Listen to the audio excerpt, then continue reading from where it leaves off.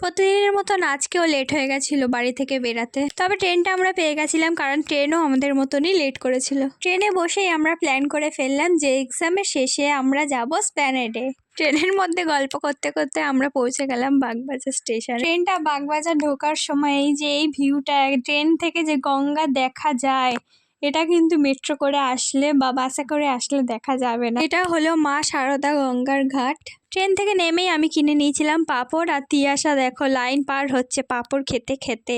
তো এখানে আমি বলছিলাম যে আমাদের কত লেট হয়ে গেছে, 10টার সময় আসার কথা ছিল, কিন্তু আমরা এসেছি 11:30টায়। তবুও আমরা খেতে খেতে আস্তে আস্তে যাচ্ছি। কলেজে ঢুকতেই দারোয়ান কাকু আমাদের বলে দিল কলেজ অডিটোরিয়ামে চলে যেতে, কারণ এক্সামটা হবে ওখানেই। এই যে এটা হলো আমাদের কলেজের বাগান। তারপর আমরা ক্লাসে গিয়ে ভাবছি যে আরেকটু দেরি করে আসলেই ভালো হতো, আমাদের এক্সাম সেই শুরু হবে 1টার সময়।